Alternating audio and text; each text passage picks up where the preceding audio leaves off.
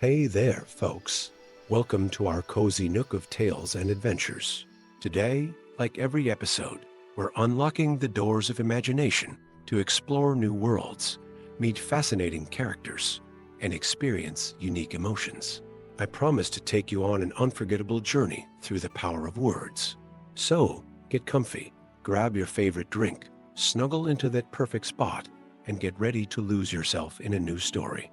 Leave the outside world behind for a while and dive with me into the depths of storytelling. If you enjoy our content and want to support the channel, consider hitting that subscribe button and giving the video a thumbs up. Now, without further ado, let's dive into today's story.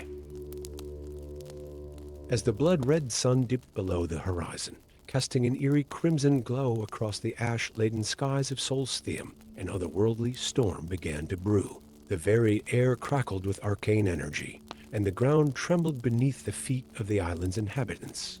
In the blink of an eye, a tempest of magic erupted, engulfing the land in a swirling maelstrom of power that seemed to tear at the very fabric of reality. Teldrin Ciro, a battle-hardened Dunmer mercenary, stood atop the ancient Skull village's watchtower, his crimson eyes narrowed against the howling wind. The storm's tendrils of ethereal energy lashed out, carving furrows into the earth and unearthing long-buried secrets. As the tempest raged, Teldrin's gaze was drawn to a sight that made even his seasoned heart skip a beat: the emergence of colossal stone structures from beneath the ash-covered ground. "By Azura's grace," he whispered, his voice barely audible above the storm's fury. "The Dragon Priest ruins. They've returned," as if in response to his words. A beam of eldritch light shot from the largest of the newly revealed structures, piercing the turbulent sky. The storm abruptly ceased, leaving an unsettling silence in its wake. Teldrin's instincts, honed by years of combat and survival in Morrowind's unforgiving lands, screamed danger. Descending from the watchtower with fluid grace, Teldrin made his way through the village.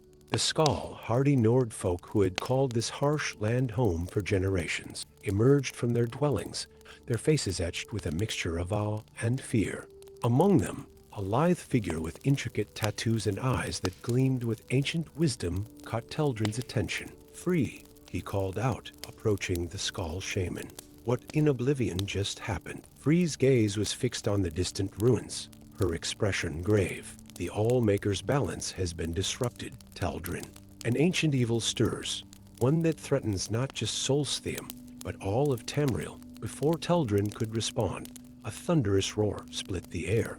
The mercenary's hand instinctively flew to the hilt of his sword as a massive, serpentine form materialized in the sky above them. The dragon's scales gleamed like polished ebony, its eyes blazing with an intelligence that seemed almost human. "Dovakian returns," the dragon's voice boomed, each word reverberating through the very bones of those who heard it. "The first awakens." The prophecy unfolds as suddenly as it had appeared. The dragon vanished, leaving behind a silence heavy with portent. Teldrin turned to Free, his usual sardonic demeanor replaced by grim determination. "I think you'd better explain what's going on, shaman. And make it quick. I have a feeling we don't have much time." Free nodded, leading Teldrin to her hut. Inside, surrounded by totems and artifacts of Skull mysticism, she unrolled an ancient scroll covered in runic script. "This is the prophecy of the Dragonborn's return," she began, her finger tracing the faded symbols. "It speaks of a time when the first Dragonborn would seek to return from his prison in Apocrypha, Hermias Mora's realm of forbidden knowledge." Teldrin's brow furrowed. "The first Dragonborn? I thought the Dragonborn was some Nord hero from Skyrim." Free shook her head. "Before the hero of Skyrim, there was Mirok. He was the first mortal gifted with the dragon blood by a Katosh. But Mirok turned from his destiny, seeking power for himself. He was defeated and imprisoned in Apocrypha by Hermias Mora. Now, it seems, he seeks to return, and I suppose we're the ones who have to stop him." Teldrin's tone was dry, but there was a glint of excitement in his eyes. This was far more interesting than guarding caravans or hunting ash spawn. "The prophecy speaks of two champions," Free continued. "One born of ash and shadow, the other of ice and stone. Together, They must gather the masks of the dragon priests to prevent Mirok's return and save Tamriel from his dominion. Teldrin chuckled darkly. Let me guess I'm the ash and shadow part of this duo. Free nodded solemnly. And I am the ice and stone. Our fates are intertwined, Teldrin Ciro. Will you stand with me against this threat? For a moment, Teldrin was silent, weighing the enormity of the task before them. Then, with a roguish grin, he replied, Well, Shaman, it seems I've just had a significant upgrade in employers. Lead on this should be interesting, to say the least. As dawn broke over Solstheim, Teldrin and Free set out on their perilous quest. Their first destination was the ominous structure that had risen from the ash during the magical storm, the long-lost Temple of Ozidal, one of the most powerful dragon priests of old. The journey to the temple was fraught with danger. Ash spawn, twisted creatures born from the Red Mountain's fury, lurked in the wasteland. Teldrin's blade danced in the ashen air, cutting down the abominations with practiced ease, while Free's magic froze them in their tracks. As they fought side by side, a grudging respect began to grow between the cynical mercenary and the devoted shaman.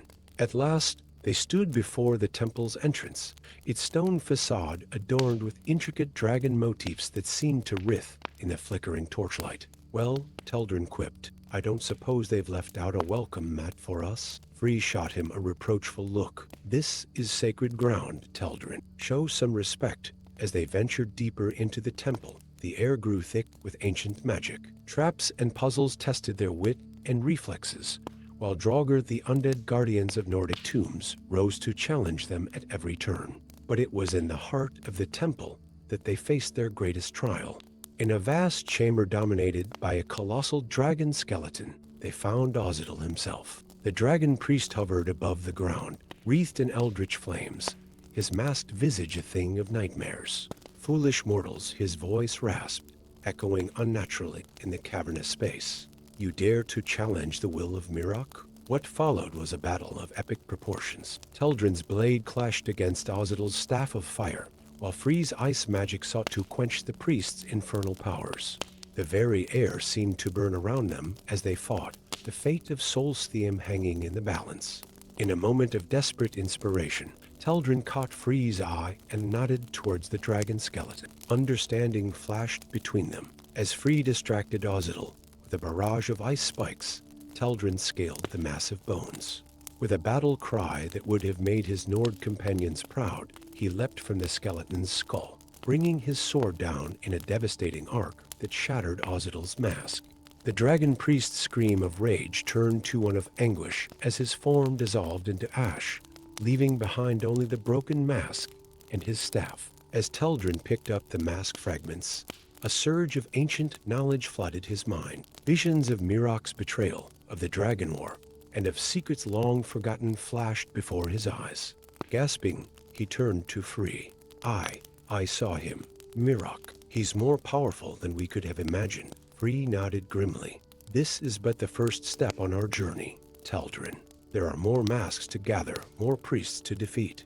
And with each victory, Mirok's prison in Apocrypha weakens. As they emerged from the temple, the sky above Solstheim had taken on a sickly green hue. Tendrils of darkness writhed at the edges of reality, and in the distance, a massive structure was taking shape, a temple rising from the sea itself. Mirok's shrine, Free whispered, her voice filled with dread. He grows stronger with each passing moment. Teldrin's hand tightened on the hilt of his sword. Then we'd better not waste any time. Where to next, Shaman? Free's eyes gleamed with determination. To the Skull Village.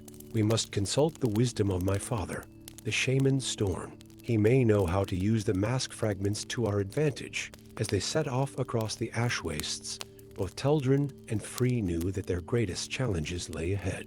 The fate of not just Solstheim, but all of Tamriel rested on their shoulders.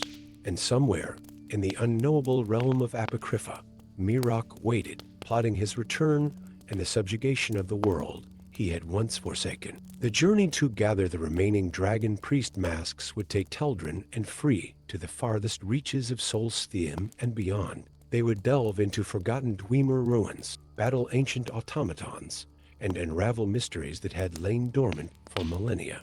Along the way, they would forge an unbreakable bond, their initial distrust transforming into a friendship tempered by shared danger and common purpose. But even as they grew stronger, so too did the threat they faced. Mirok's influence spread like a cancer across Solstheim, enslaving minds and twisting the very fabric of reality. The line between Mundus and Oblivion blurred, and nightmarish creatures from Apocrypha began to slip through the cracks. In the end, their quest would lead them to confront Hermias Mora himself, the Daedric prince of forbidden knowledge. Only by outsmarting the inscrutable entity and making a bargain that would test the very limits of their courage and conviction could they hope to reach Mirok and put an end to his machinations. As Teldrin Ciro stood at the precipice of Apocrypha, ready to plunge into the realm of madness, to face the first Dragonborn, he reflected on how far he had come.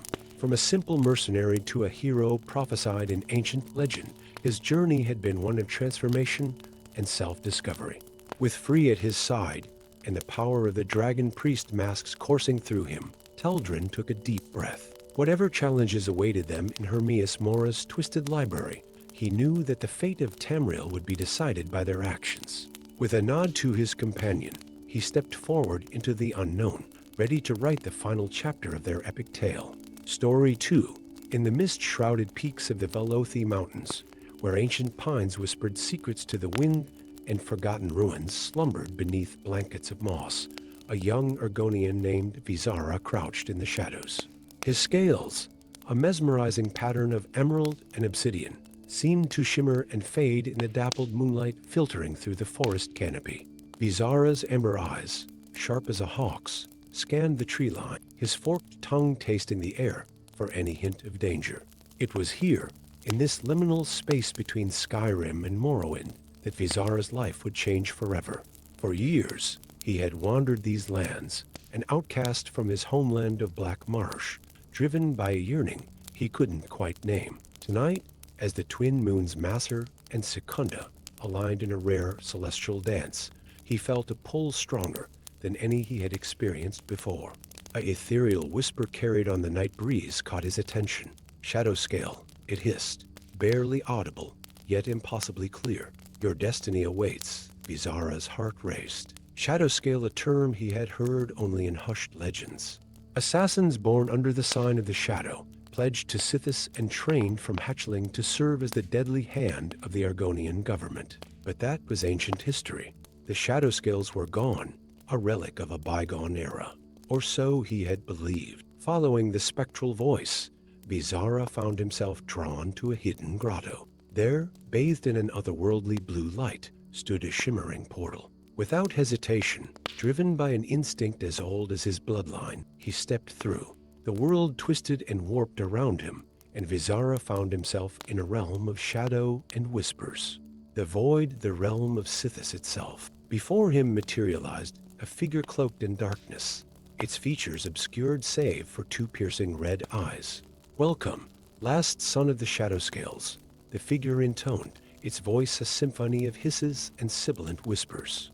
I am the speaker, the voice of Sithis in this realm. You have been called here to fulfill your destiny. Vizara's mind reeled. But the Shadowscales are extinct. I'm just a wanderer and exile. The speaker's laugh was like the rustle of scales on stone. Your blood tells a different story, young one. You are the last of your kind, born under the shadow, touched by Sithis. The Dark Brotherhood lies in ruin, its power a shadow of what it once was. You must restore it to its former glory. As the speaker spoke, visions flashed before Vizara's eyes. He saw the rise and fall of the Dark Brotherhood, witnessed the betrayals and triumphs that had shaped its history. He felt the weight of centuries of tradition settle upon his shoulders. But why me? Vizara asked, his voice trembling with a mixture of fear and excitement. Because, young Shadowscale, only you can unite the old ways with the new.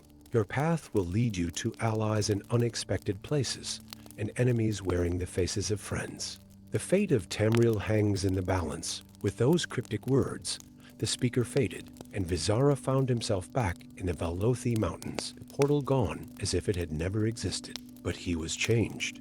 Knowledge thrummed through his veins, and a newfound purpose burned in his heart. His journey took him first to Windhelm, the ancient city of Isgramor. There, in the shadows of its imposing stone walls, Bizarra sought out the remnants of the Dark Brotherhood. He found them in the form of Astrid, a Nord woman whose beauty was matched only by her deadly skill. Astrid eyed the young Argonian with suspicion. "So, you claim to be a Shadowscale. Prove it." Bizarra's response was a blur of motion. In the blink of an eye, he had disarmed Astrid and held a dagger to her throat. But instead of fear, he saw respect and intrigue in her eyes.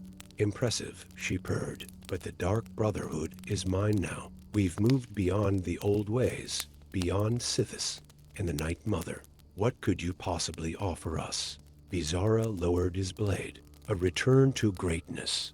The chance to be more than mere assassins for hire. To be agents of change, of destiny."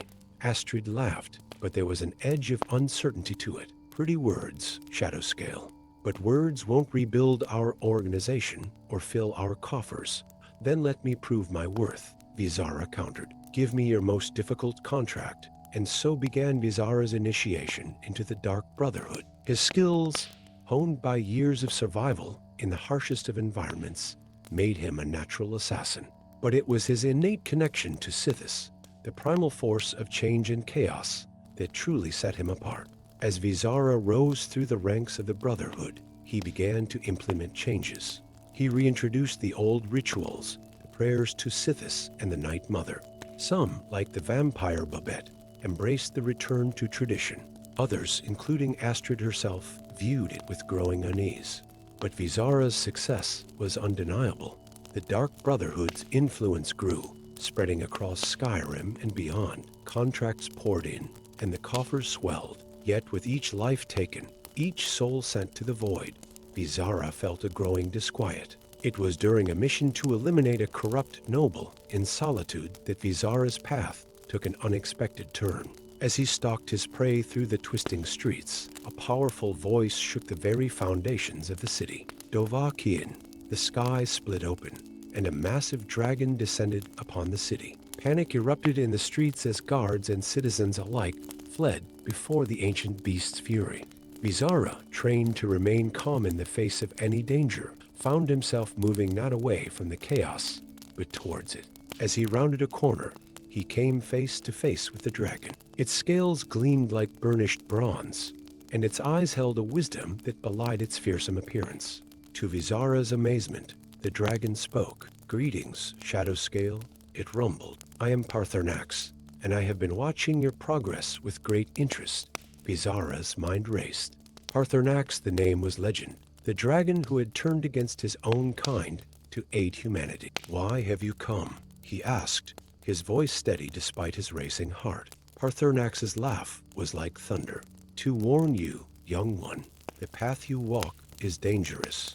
The Dark Brotherhood serves a purpose, yes, but there is a greater threat looming. Alduin, the World Eater, stirs in his ancient slumber, and Mehrunes Dagon, the Daedric Prince of Destruction, seeks to exploit the coming chaos." The dragon's words struck Bizarra like a physical blow. He had been so focused on rebuilding the Dark Brotherhood, on fulfilling what he thought was his destiny, that he had lost sight of the bigger picture. "What would you have me do?" Bizarra asked, his voice barely a whisper. Parthernax's eyes gleamed with approval. "Seek balance, Shadowscale. The skills you have honed, the connection you have to Sithis, these can be used for more than mere assassination. You stand at a crossroads. Will you be an agent of chaos, or a force for necessary change?" With those words, Parthernax spread his massive wings and took to the sky, leaving Bizarra alone with his thoughts. The Argonian's mind whirled with possibilities and doubts. Could he truly abandon the path he had been set upon? Or was this, perhaps, the true destiny the speaker had hinted at? Bizarra's return to the Dark Brotherhood sanctuary was met with mixed reactions. Astrid, sensing the change in him, grew even more suspicious. But others, like the old mage Festus Krex, seemed to sense the importance of what Bizarra had experienced. As Bizarra shared Parthernax's warning, a schism formed within the Brotherhood. Some, led by Astrid, wished to continue as they had been assassins for hire, unburdened by greater concerns. Others rallied behind Bizarra, seeing the opportunity to be part of something truly world-shaking. The conflict came to a head when word reached the sanctuary of Mehrunes, Dagon's cultists amassing in the Gerald Mountain. Astrid ordered the Brotherhood to stay out of it. This was not their concern. But Vizara knew he could not stand idly by. In the dead of night, Vizara slipped away from the sanctuary, accompanied by those who had chosen to follow him. Their skills, honed for death, would now be used to save Tamriel from an even greater threat. As they journeyed towards the Gerald Mountains, Vizara reflected on the strange turns his life had taken. From outcast to assassin to potential savior, it was a path he could never have imagined. Yet as he looked at his companions, Babette with her ancient vampire wisdom, Nazir with his Red Guard martial prowess, and the others who had chosen to follow him, he felt a sense of rightness. The road ahead would be fraught with danger. They would face not only Mehrunes Dagon's cultists, but also the wrath of Astrid and those who remained loyal to her. And looming over it all was the threat of Alduin's return. But Vizara was no longer afraid. He was a Shadowscale, the last of his kind. He was an agent of Sithis, a force of change in a world desperately in need of it. And now, he was something more, a protector, a guardian against the darkness that threatened to engulf Tamriel.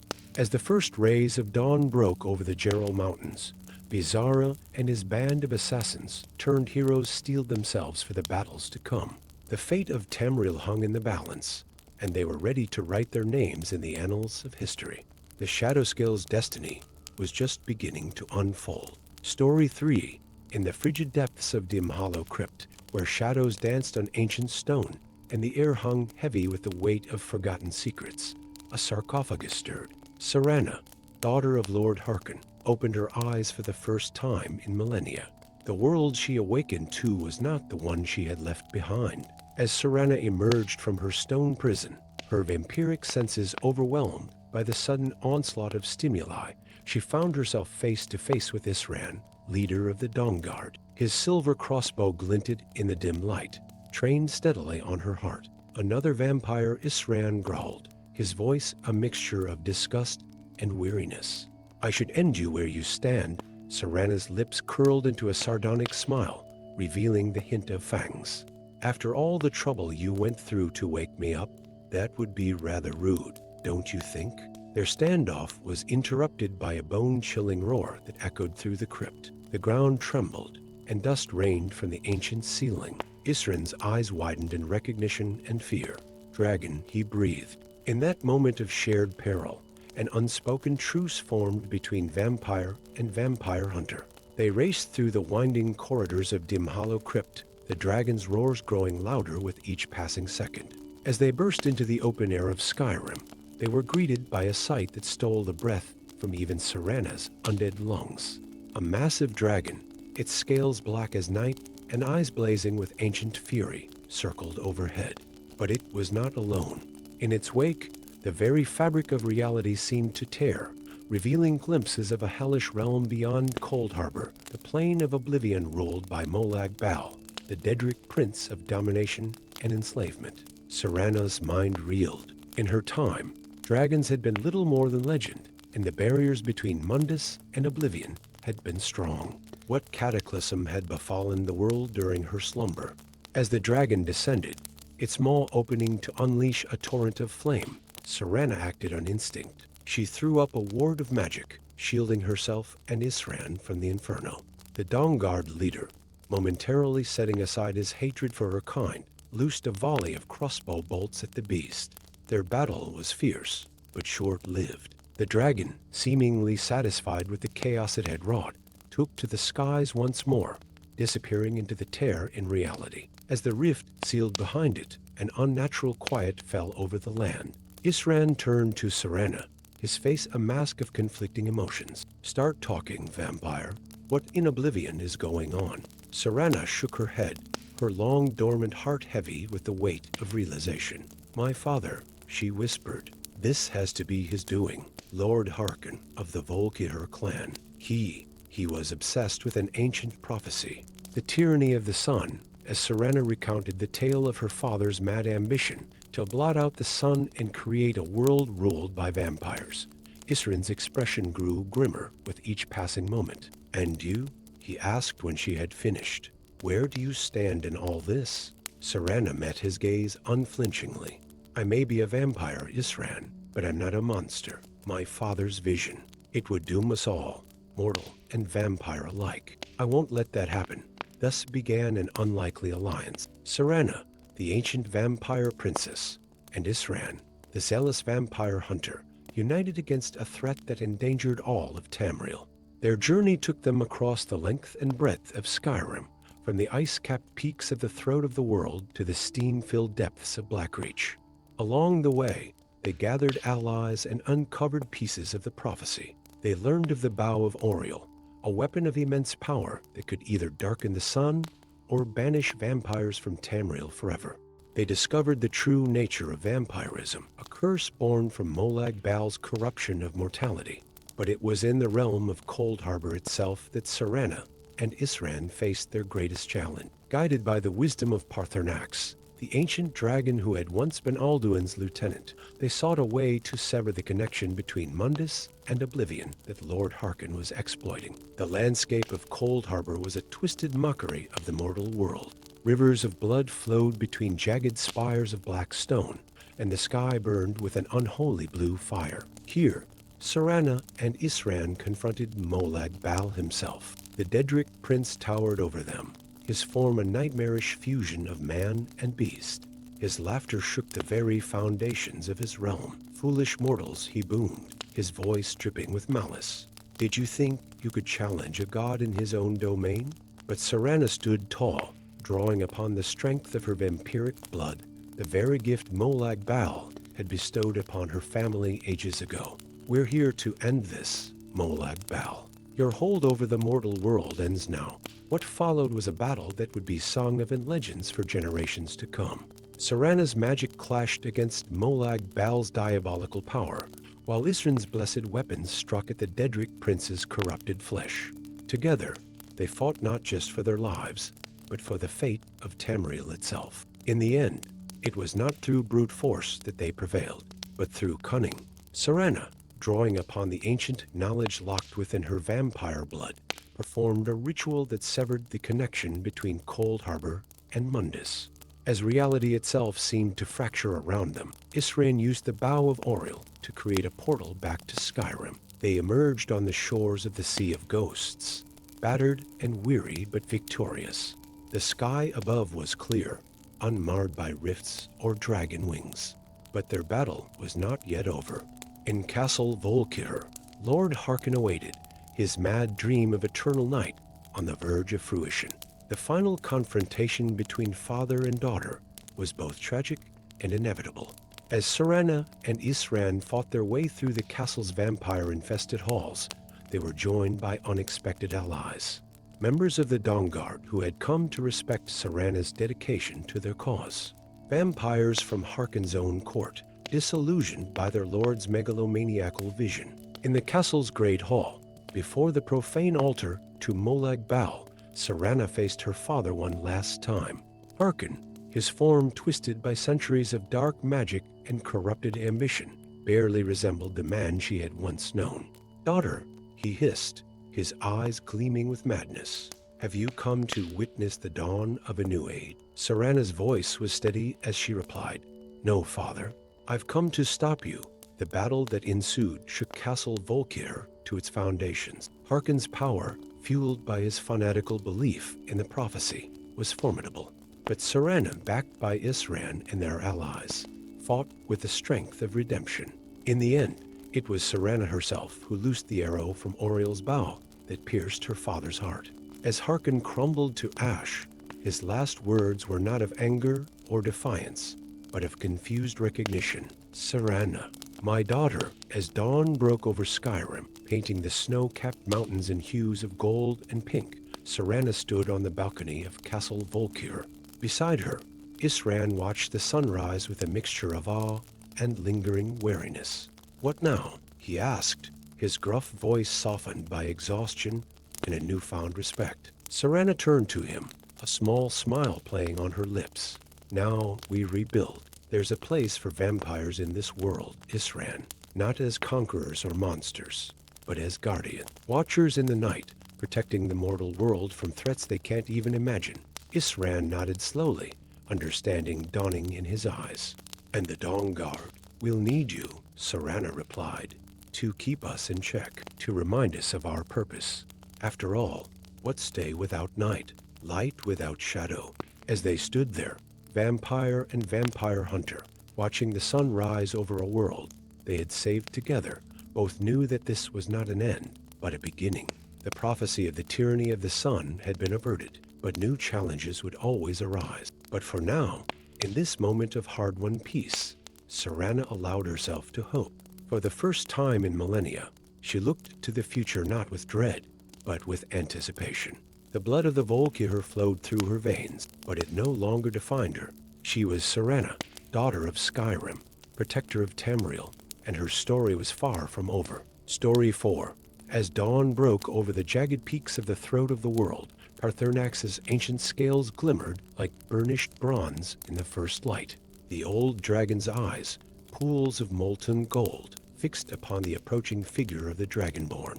Once a mere mortal thrust into legend, now the last Dragonborn stood as a respected leader, his Thuum echoing with the power of ages past. Dram Yal-Lok, Dovahkiin, Parthurnax's voice rumbled, shaking loose a dusting of snow from nearby rocks.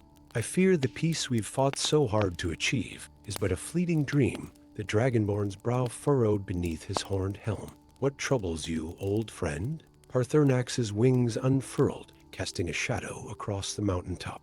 The Ancient One stirred. Dragons long thought lost to time awakened from their slumber.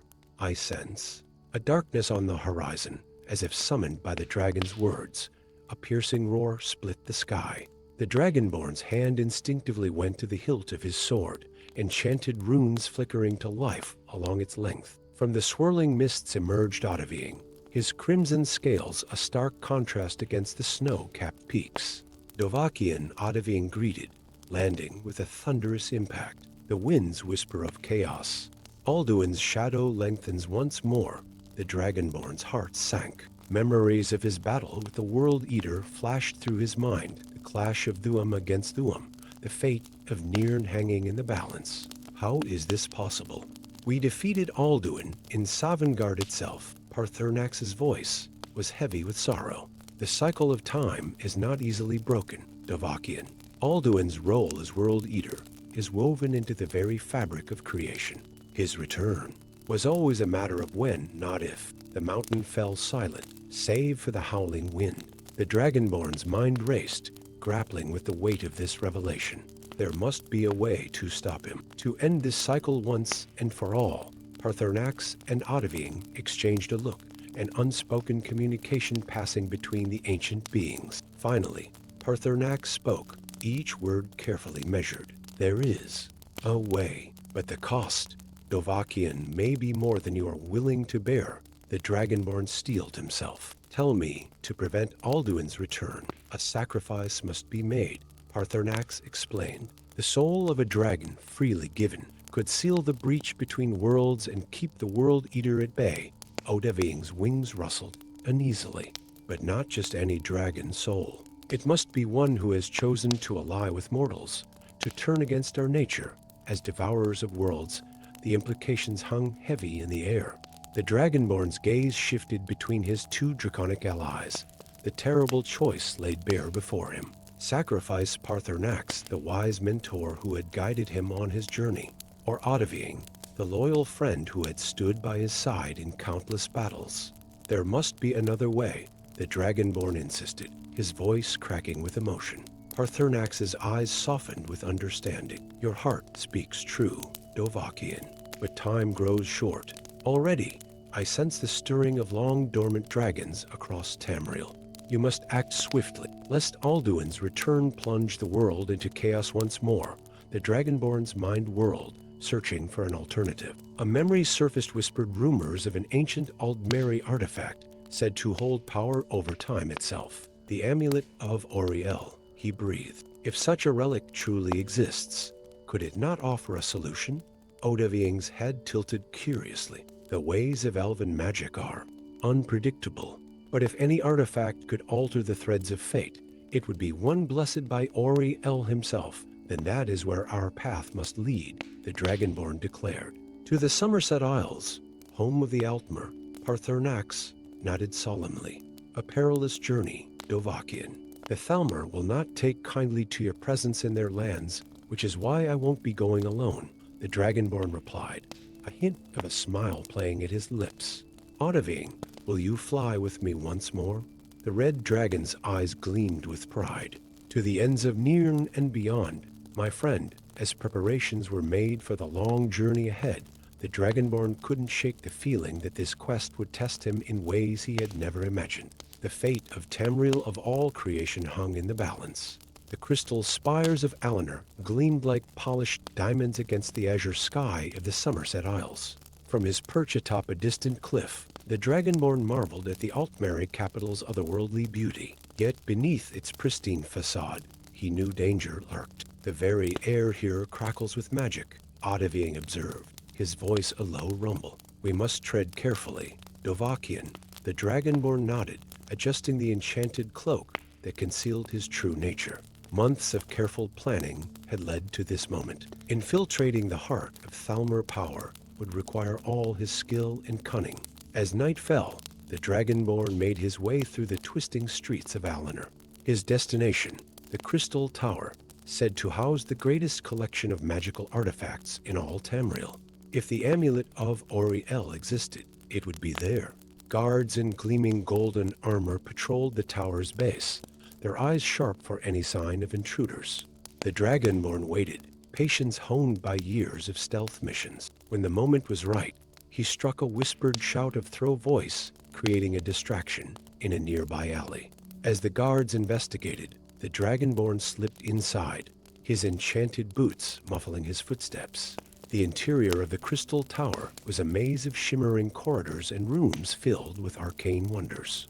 He moved swiftly, guided by intelligence gathered from sympathetic Altmer who chafed under Thalmor rule. Deep within the tower's heart, he founded a chamber housing the rarest and most powerful relics. And there, gleaming on a pedestal of purest moonstone, lay the amulet of Auriel. Its golden surface seemed to ripple like sunlight on water, defying mortal comprehension. As the Dragonborn reached for the amulet, a voice like silk-wrapped steel cut through the silence. I wondered how long it would take you to find your way here. Dragonborn, he spun, coming face to face with a tall Altmer woman, her features sharp and regal. Golden robes adorned with intricate runes marked her as a member of the Thalmor's inner circle. First emissary Elenwen, the Dragonborn acknowledged, his hand inching towards his weapon. I had hoped our paths wouldn't cross again. Elenwen's lips curved into a cold smile. Did you truly believe you could waltz into the heart of Alinor undetected? We've been aware of your presence since you set foot on our shores. The Dragonborn's mind raced, searching for a way out of this trap. Then you know why I'm here. The fate of all Nirn hangs in the balance. Alduin's return is precisely what we've been working towards, Elenwen interrupted, her eyes gleaming with fanatical fervor.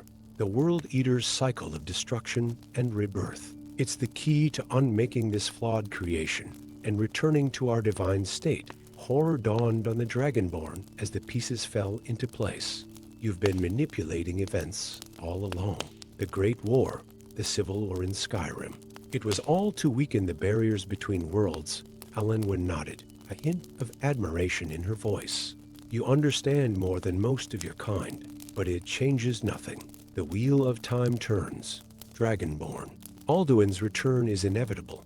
Not if I have anything to say about it, the Dragonborn growled, his thuum building in his chest. But before either could act, the tower shook with a thunderous impact. Cries of alarm echoed from outside, followed by the unmistakable roar of a dragon. Elenwen's eyes widened in shock. Impossible. No dragon would dare. The Dragonborn allowed himself a grim smile. You're not the only one with powerful allies.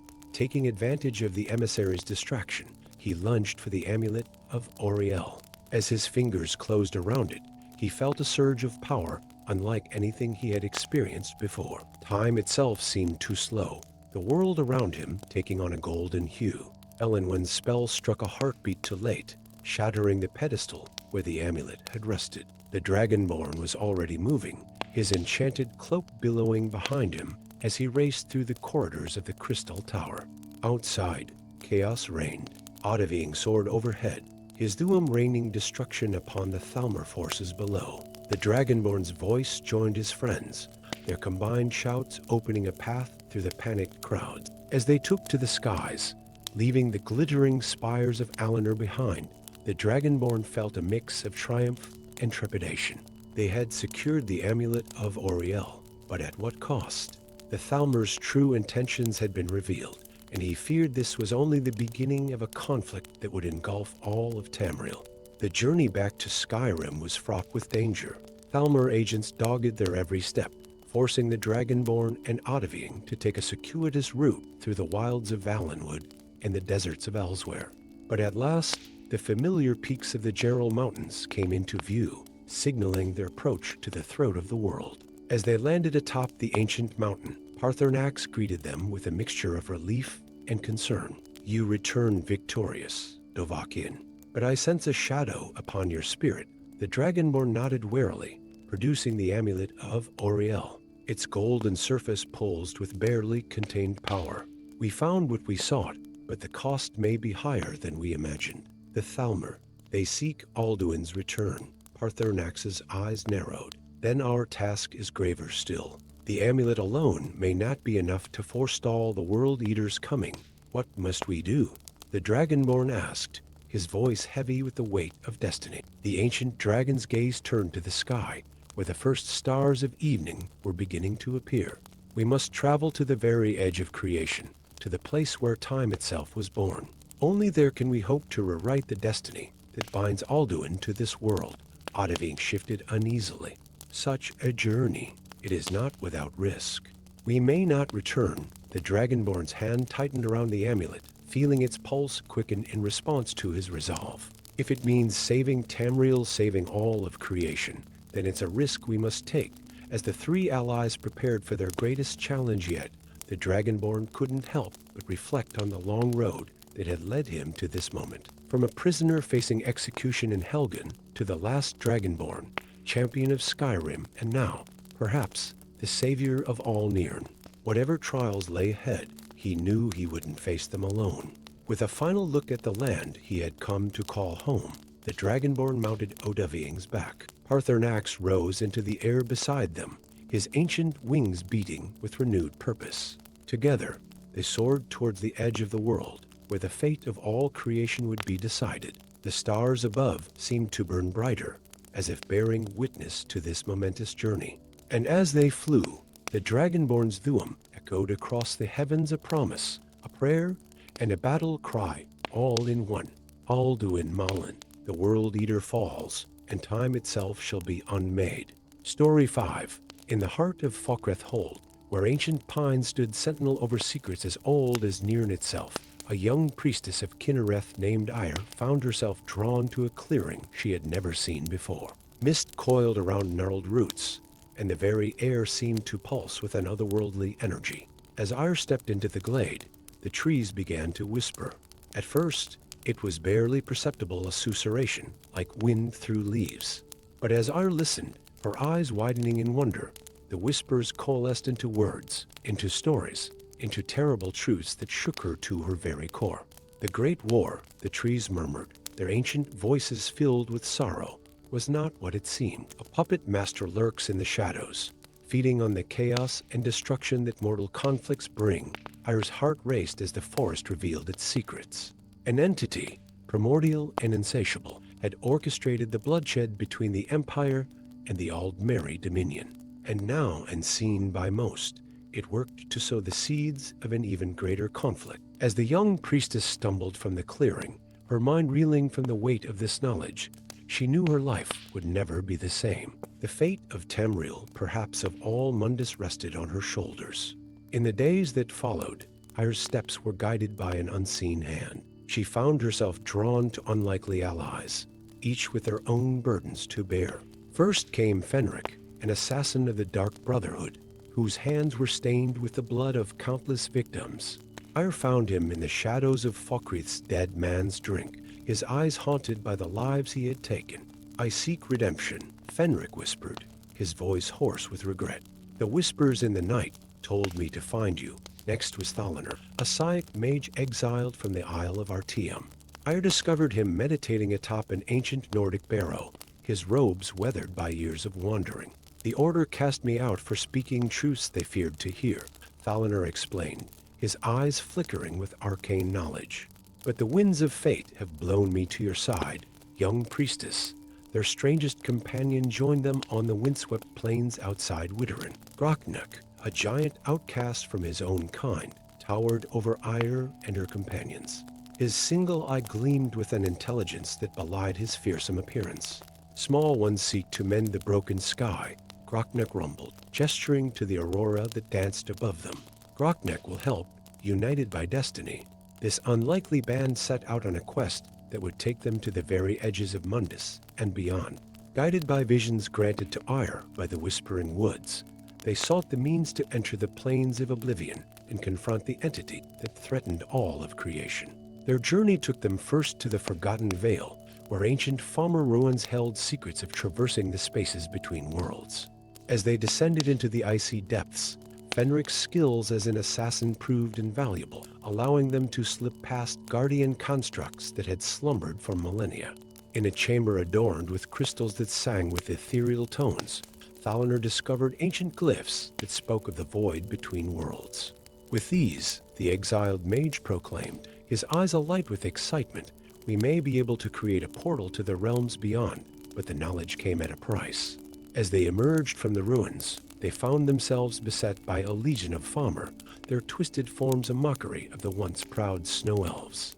Groknuk roared a challenge, his massive club sweeping aside the first wave of attackers. Ire called upon the power of Kinnereth, summoning gusts of wind that threw the Falmer into disarray. Fenric moved like a shadow, his blades finding weak points in chitinous armor. Thalaner's spells lit up the cavern, bolts of lightning chaining between the swarming enemies. As the last Falmer fell, Ire looked upon her companions with new eyes. They were no longer strangers thrown together by fate, but a team forged in the heat of battle. Their path led them next to the College of Winterhold, where they sought components for the ritual that would open the way to oblivion. In the Arcaneum, surrounded by tomes of forbidden knowledge, Thalaner and the college's scholars worked tirelessly to decipher the glyphs from the Forgotten Vale. It was Fenric who made the crucial discovery, his keen eyes spotting a pattern in the ancient texts. The portal requires a sacrifice, he said quietly, his gaze meeting Ire's. Not of blood, but of memory. One of us must give up a piece of our past to open the way. The weight of this revelation hung heavy over the group. Each of them carried memories they might wish to be rid of. Fenric's kills, Thalaner's exile, Groknak's loneliness. But it was Ire who stepped forward.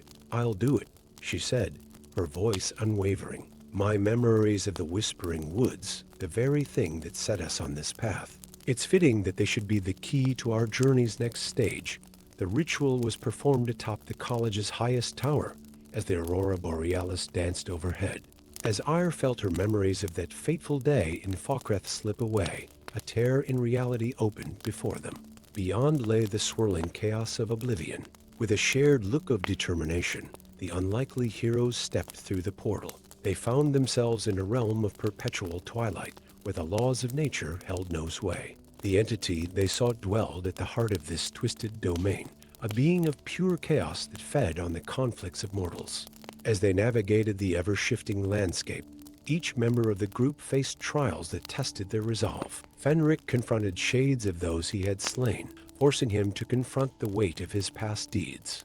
Thalaner grappled with illusions that offered him a return to Artium, challenging his loyalty to their quest. Groknuk faced a vision of acceptance among his own kind, a temptation that pulled at his lonely heart. And Ire, her memories of the Whispering Woods now gone, struggled to remember why they had come to this place at all. It was only the unwavering faith of her companions that kept her moving forward. At last, they reached the entity's sanctum of void, where reality itself seemed to fray at the edges. The being that awaited them defied description, a writhing mass of potential that seemed to encompass all possible forms at once. Mortals, it spoke, its voice resonating in their very souls. Why do you seek to undo the grand design? Conflict, is the crucible in which your kind is forged. Without it, you would stagnate and wither. Ire stepped forward, her voice ringing with the authority of Kinnereth. We are more than our conflicts, she declared. The people of Tamriel of all Mundus deserve the chance to shape their own destinies, free from your manipulations. What followed was a battle unlike any other, not of sword and spell, but of will and identity. The entity assailed their minds with visions of a world torn apart by war, arguing that only through strife could true strength be found. But for each vision of destruction, Ire and her companions countered with one of hope. Fenric spoke of the possibility of redemption. Thalanar shared the wisdom that comes from understanding rather than conflict. Groknik demonstrated the strength found in unity, despite differences. And Ire, drawing upon a wellspring of compassion she didn't know she possessed, showed the entity the beauty of a world at peace, not stagnant, but alive with the potential for growth and change that comes from cooperation rather than conflict. Slowly, imperceptibly at first, the entity began to change. Its chaotic form coalesced into something more defined, more purposeful. As the last vestiges of its destructive nature faded away, it spoke once more. I understand, it said, its voice now tinged with wonder. There is power in peace as well as conflict. Perhaps I have been wrong all this time. With a gesture, the entity opened a portal back to Mundus. As Ire and her companions prepared to step through, it had one final message. The world you return to may not be the one you left, it warned, but the future is now truly in the hands of mortals. Shape it wisely as they emerged atop the throat of the world, the highest peak in Skyrim. Ire and her unlikely band of heroes looked out over the land they had saved. The sun was rising, painting the sky in hues of pink and gold. A new day was dawning for Tamriel, one full of challenges, certainly, but also brimming with hope. Ire turned to her companions, Fenric the redeemed assassin, Thalanar the wise exile, and Groknik the gentle giant. Though the memory of how they came together was lost to her, she knew that the bonds they had forged would last a lifetime. What now? Fenric asked, his eyes reflecting the rising sun. Ire smiled, feeling the breath of Kinnereth on the wind. Now, she said, we build the world we fought so hard to save. And as they descended the mountain, ready to face whatever the future might hold, the ancient pines of Falkreth whispered once more, not of secrets and sorrow, but of hope, of friendship, and of the enduring spirit of those who dare to change the very fabric of creation. Story 6. In the twilight realm of Morrowind, where the sky burned crimson and ash fell like snow, Azura's prophecy stirred once more. The last scion of House Indral, a young Dunmer named Nerevar, stood atop the ruins of Vivek City, his crimson eyes scanning the desolate landscape. The once proud metropolis lay half submerged in cooling lava, a testament to the cataclysm that had reshaped the land decades ago. As Nerevar watched, the ground beneath his feet trembled. Red Mountain, the slumbering giant that had brought such devastation, stirred in its uneasy sleep. But this was no mere geological unrest. In that moment, as ash swirled around him like a living shroud, Nerevar felt the whisper of ancient voices carried on the acrid wind.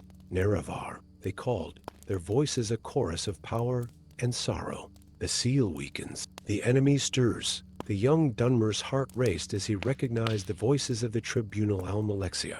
So the Sill and Vivek, gods to some, traitors to others, but undeniably the Shepherds of Dunmer destiny for millennia. Their presence, even as mere echoes, sent a shiver down Nerevar's spine. What seal? He asked, his voice carried away by the ashen wind. What enemy? The spectral forms of the tribunal materialized before him, their once godly visages now etched with the weight of their deeds. Vivek, his dual-toned skin shimmering like a mirage, spoke first. The eruption of Red Mountain was no accident. Young One, the warrior poet explained, his voice resonating with ancient power. It was a desperate gambit to contain a threat that would have consumed not just Morrowind, but all of Tamriel, Almalexia, her fiery hair dancing in an unseen breeze. Continued.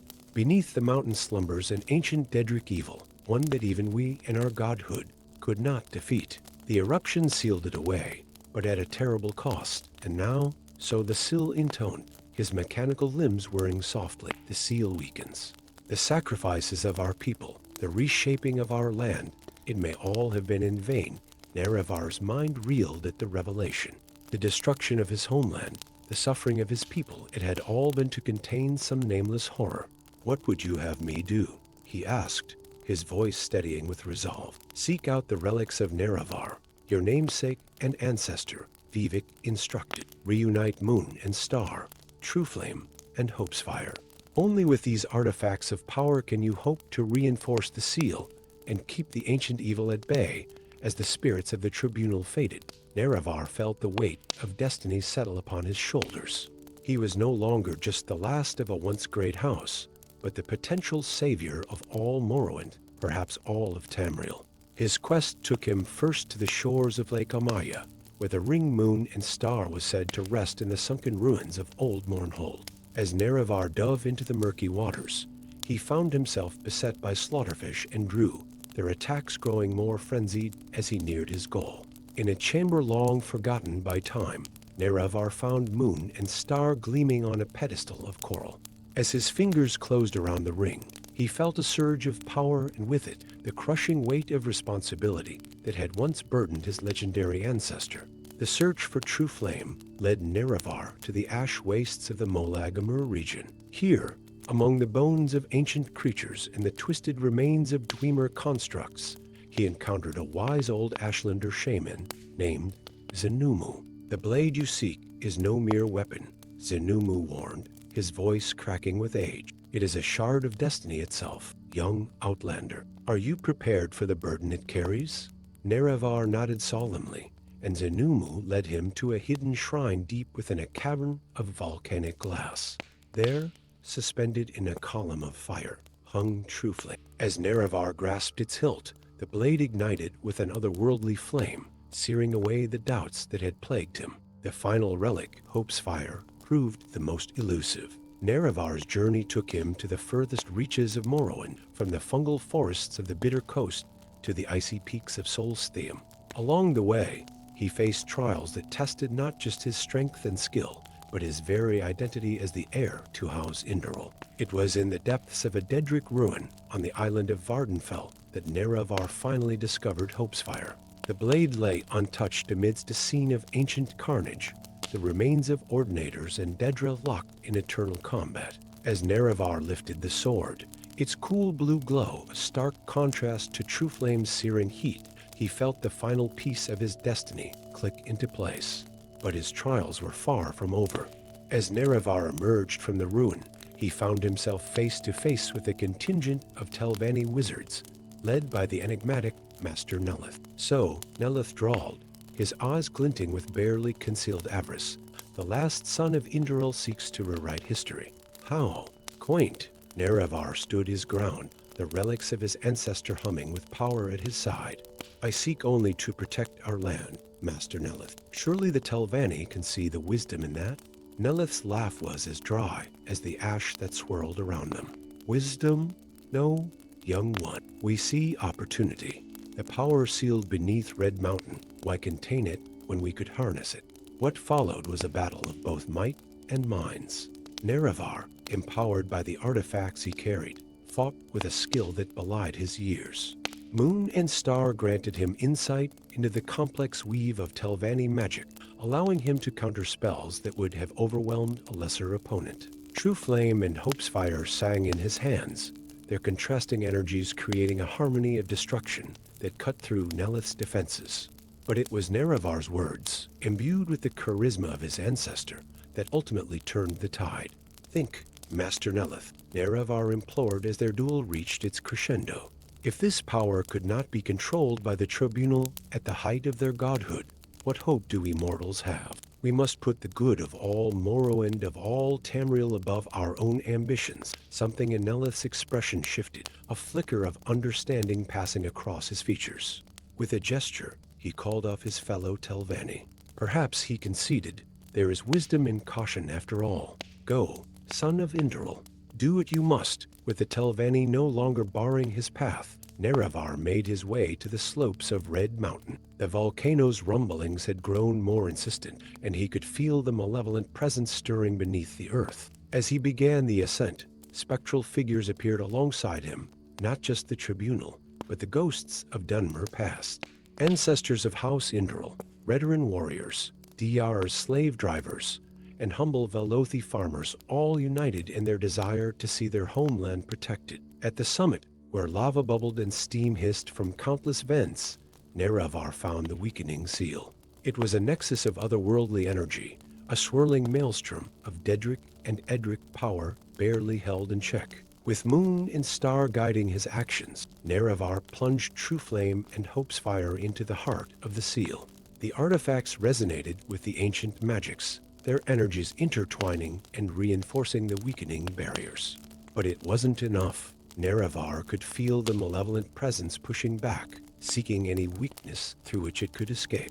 In that moment, he understood the true price of his destiny. "I am Nerevar reborn," he declared, his voice carrying the weight of centuries. "By my blood and by my will, I renew this seal." As Nerevar poured his very essence into the magic, he felt the presence of his ancestors, of all those who had ever called themselves Dunmer, lending him their strength. The seal flared with blinding light, and for a moment, the ashen skies of Morrowind cleared, revealing a tapestry of stars. When the light faded, Nerevar found himself changed. The mortal man was gone, replaced by something both more and less than he had been. He had become one with the seal, eternal guardian against the darkness that slumbered beneath. As eons passed, legends grew around the last son of House Indral. Some said he had ascended to godhood, taking the place of the lost tribunal. Others claimed he walked the ash waste still, a silent protector of the Dunmer people. But in the hearts of all who called Morrowind home, there remained a spark of hope. For as long as Red Mountain stood silent, they knew that Nerevar watched over them, an ashen legacy ensuring the safety of generations to come. Story 7. In the frozen heart of Winterhold, where arcane energies danced like aurora borealis across the sky, young Lyriel stood atop the ruins of what was once a grand city. Her breath misted in the frigid air as she gazed upon the College of Winterhold, the last bastion of magic in a land torn asunder by the Great Collapse. Little did she know that her destiny was about to unfold, intertwined with the very fabric of Mundus itself. As snowflakes swirled around her, Lyriel felt a sudden tingling in her fingertips. The air grew heavy with an otherworldly presence, and whispers, faint but insistent, began to fill her mind. At first, she thought it was merely the wind howling through the empty streets of Winterhold. But as the voices grew clearer, her eyes widened in astonishment. "Child of the Void," the whispers called, "hear us. We are the souls trapped in the soul cairn, bound to the mortal plane by magic most foul. You alone can hear our plea." Lyriel's heart raced as she realized the gravity of what was happening. Somehow, she had gained the ability to communicate with souls trapped in the ethereal plane known as the soul cairn. It was a power unheard of, even among the most skilled necromancers. As she grappled with this newfound ability, a more terrifying revelation dawned upon her.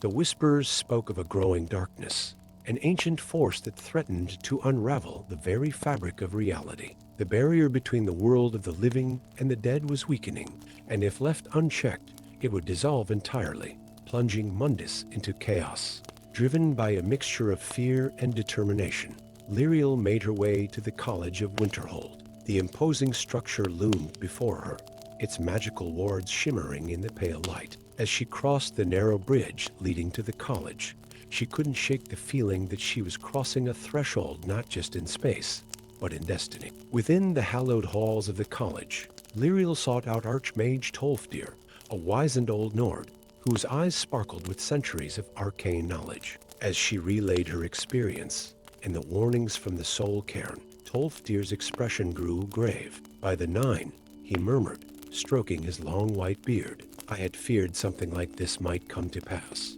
The signs have been there for those with eyes to see them." Tolfdir led Lyriel to a hidden chamber deep within the college, where ancient tomes and artifacts of immense power were kept under lock and key. There, he revealed a scroll of prophecy that spoke of a time when the boundaries between worlds would weaken and a chosen one would arise to restore the balance.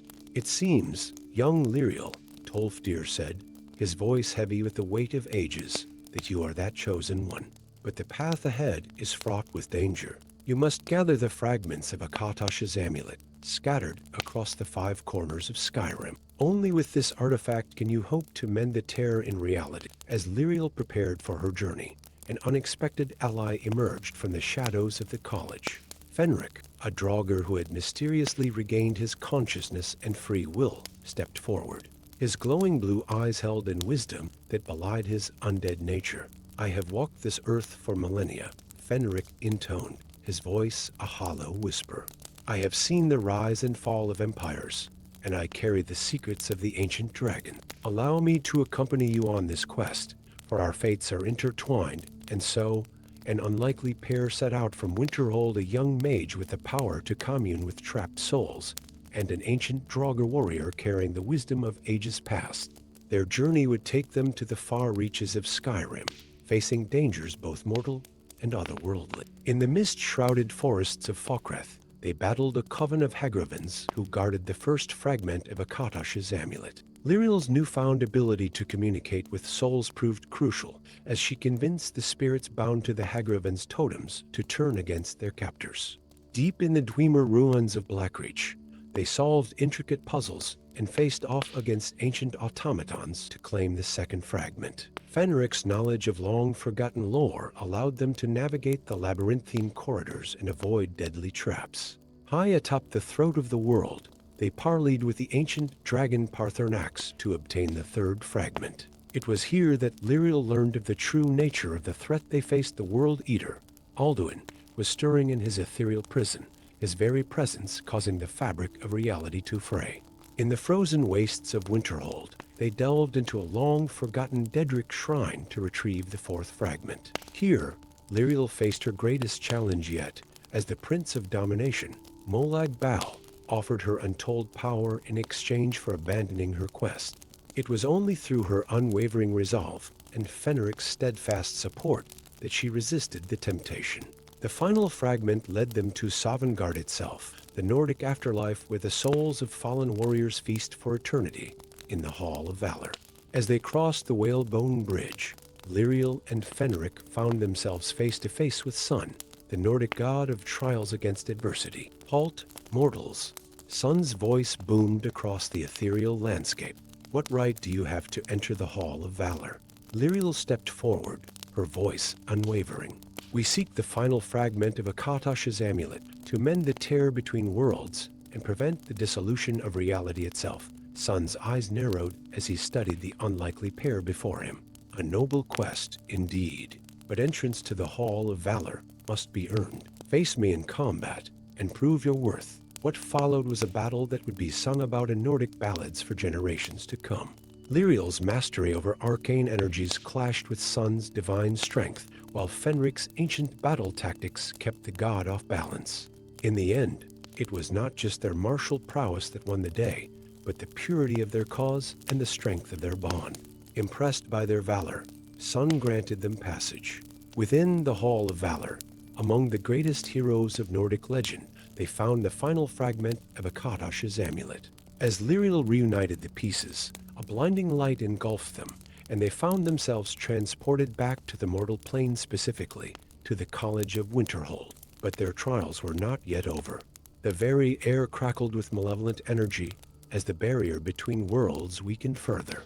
Spectral forms of the dead began to materialize throughout Winterhold, and in the distance, a dark shape could be seen forming in the sky. Alduin, the World Eater, on the verge of breaking free from his prison. With time running out, Lyriel and Fenric ascended to the highest tower of the college. There, surrounded by the swirling energies of a disintegrating reality, Lyriel raised the completed amulet of Akatosh. By the power of Akatosh, first of the divines, she intoned, her voice carrying the weight of prophecy, "I command the barriers between worlds to be restored." The amulet pulsed with divine energy, sending out waves of golden light that washed over Winterhold, over Skyrim, over all of Tamriel. Where the light touched, the spectral forms faded, and the fabric of reality knit itself back together. But the strain on Lyriel was immense. As she channeled the power of Akatosh, she could feel her very essence being drawn into the amulet. In that moment, she understood the true price of her destiny, to to save reality, she would have to become its guardian, forever bound to the spaces between worlds. Fenric, recognizing the sacrifice his friend was making, stepped forward. "You need not bear this burden alone," he said, placing his skeletal hand upon the amulet. As their combined will poured into the artifact, a miracle occurred. The divine energy of Akatosh mixed with the ancient magic that had preserved Fenric through the ages, creating a symbiosis that allowed both Lyriel and Fenric to remain in the mortal world, while still maintaining the barriers between realms. When the light faded and reality settled into its proper order, Lyriel and Fenric found themselves changed. They had become guardians of the veil between worlds, able to walk between the realms of the living and the dead.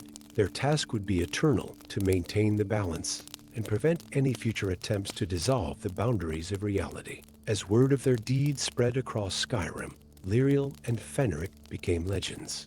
Bards sang of the orphan mage who could speak to souls, and the ancient Draugr who regained his humanity. The College of Winterhold was restored to its former glory, becoming a beacon of magical knowledge and a training ground for future guardians of reality. And on quiet nights, when the aurora danced across the sky and the winds whispered through the streets of Winterhold, some swore they could see two figures standing atop the college's highest tower, a young woman with eyes that gleamed with otherworldly wisdom, and a Draugr whose spectral form now shimmered with the light of life restored. Together, they watched over Mundus, silent guardians of a reality they had sacrificed everything to protect. Story 8. In the cavernous expanse of Blackreach, where luminous fungi cast an ethereal glow upon ancient Dwemer ruins, a malevolent force stirred. The air, thick with the spores of glowing mushrooms and the echoes of long-forgotten machinery, trembled with an otherworldly resonance.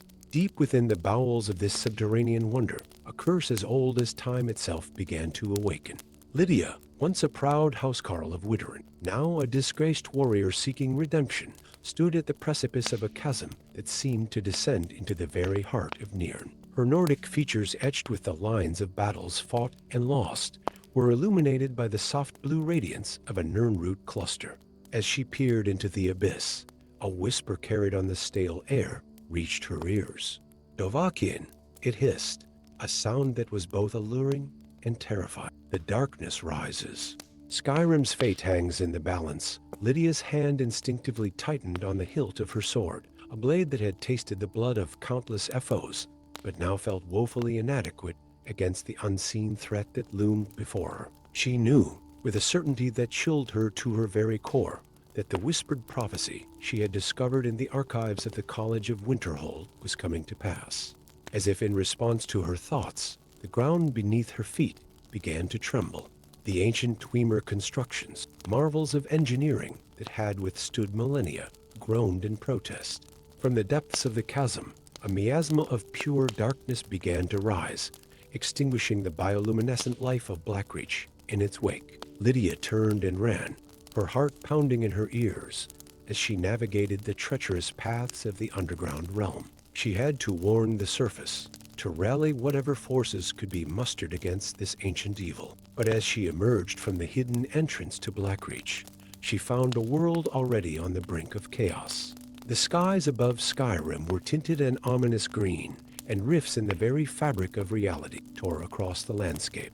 Through these ethereal wounds, Lydia glimpsed realms beyond mortal comprehension, the twisted plains of oblivion, the cosmic expanse of Aetherius, and something else, a void of such absolute darkness that it seemed to devour light itself. It was in this moment of despair that destiny intervened. A flash of arcane energy illuminated the turbulent sky, and before Lydia materialized a figure she had only heard of in whispered legends: Nelith, the Telvanni wizard lord of Solstheim. Well, Nelith's voice dripped with sardonic amusement, even in the face of impending doom. "It seems the Dwemer's folly has finally come home to roost. I don't suppose you're the one responsible for this mess?" Lydia, momentarily taken aback by the Dunmer's nonchalance, quickly regained her composure. "Master Nelith, I presume. I'm Lydia, former housecarl of Whiterin. And no, I'm not responsible for this, but I fear I may be the only one who knows how to stop it." Nelith's eyes, red as the lava flows of Morrowind, narrowed with interest. "Is that so? Well then, My dear, you have my undivided attention. It's not every day one gets to witness the potential unraveling of reality itself, as Lydia recounted her discovery of the ancient prophecy and the awakening of the Dwemer curse in Blackreach. Nelith's expression shifted from mild curiosity to genuine concern, a rarity for the typically aloof mage. The Dwemer's final folly, he mused, stroking his beard thoughtfully. I had always wondered what truly led to their disappearance. It seems their meddling with forces beyond their comprehension has finally come full circle. A deafening roar split the sky, and both Lydia and Nelith looked up to see a massive dragon descending towards them. But this was no ordinary dragon. Its scales were black as night, and its eyes blazed with an intelligence that seemed almost human. Dovahkiin returns, the dragon's voice boomed, each word reverberating through the very bones of those who heard it. The prophecy unfolds. The shield of Ysgramor must be found. Before either could respond, the dragon vanished in a swirl of ethereal energy, leaving behind a silence heavy with portent. Nelith turned to Lydia, an uncharacteristic urgency in his voice. It seems, my unexpected ally, that we have a quest before us. The shield of Ysgramor, a legendary artifact of immense power. If it truly exists, it may be our only hope of sealing this Dwemer curse. And so began an unlikely alliance. Lydia, the disgraced Nordic warrior seeking redemption, and Nelith, the arrogant Telvanni wizard lord. Their quest would take them across the length and breadth of Skyrim, from the icy peaks of the throat of the world to the mist-shrouded forests of Falkreth. Along the way, they gathered an unlikely band of heroes. In the Arcaneum of the College of Winterhold, they recruited Urag Gro-Shub, the cantankerous Orsimer librarian, whose knowledge of ancient lore proved invaluable. From the shadowy ranks of the Thieves' Guild came Carlia, the nightingale whose skills in stealth and subterfuge opened doors that would have otherwise remained closed. Their journey was fraught with peril. The awakening of the Dwemer curse had stirred ancient evils long dormant. Draugr lords rose from their crypts, their Thuum shaking the very foundations of the earth. Daedric princes, sensing the weakening of the barriers between worlds, sent their minions to wreak havoc across Skyrim. But it was in the depths of Ingol Barrow, a tomb so old that even the dragons had forgotten its existence, that they faced their greatest challenge. Here, guarded by specters of the first Nords to set foot on Skyrim's shores, lay the shield of Ysgramor. As they approached the central chamber, Nelith's voice, uncharacteristically solemn, broke the silence. Be warned, the magic that protects this artifact is unlike anything I've encountered. It will test not just our strength, but the very essence of who we are. The battle that ensued was one for the ages. Lydia's blade clashed against phantasmal warriors whose skill had been honed over millennia. Nelith's magic illuminated the ancient chambers as he dueled with long-dead sorcerers whose power rivaled that of the Saic Order. Urag's knowledge and Carlia's shadows danced in perfect harmony, unraveling traps and puzzles that had claimed the lives of countless adventurers before them. In the end, it was Lydia who reached the shield. As her hand closed around its rim, a surge of power, unlike anything she had ever experienced, coursed through her. Visions flashed before her eyes, the rise and fall of empires, the birth of stars and the death of worlds, and at the center of it all, a darkness so absolute it threatened to consume everything. With a cry that echoed through time itself, Lydia raised the shield of Ysgramor high. Its surface, once dull with age, now blazed with a light that pushed back the encroaching darkness. The very fabric of reality seemed to knit itself back together around them. As they emerged from Ingol Barrow, shield in hand, they found a world hanging on the brink of oblivion. The skies above Skyrim churned with eldritch energies, and the ground beneath their feet groaned with the strain of holding back the Dwemer curse. Their final battle would take them back to where it all began, the depths of Blackreach. As they descended into the cavernous expanse, now roiling sea of darkness, Lydia turned to her companions. Whatever happens, she said, her voice steady despite the fear that gripped her heart, it has been an honor to fight alongside you all. Nelith, for once, had no sarcastic retort. Instead, he placed a hand on Lydia's shoulder, a gesture of respect and camaraderie that spoke volumes. At the heart of Blackreach, where the Dwemer, in their hubris, had sought to harness powers beyond mortal comprehension. They made their stand. Lydia, bearing the shield of Isgramor, stood at the forefront. Nelith's magic crackled around them, a barrier against the encroaching void. Urag's voice rose in an ancient chant, words of power that had not been uttered since the dawn of time.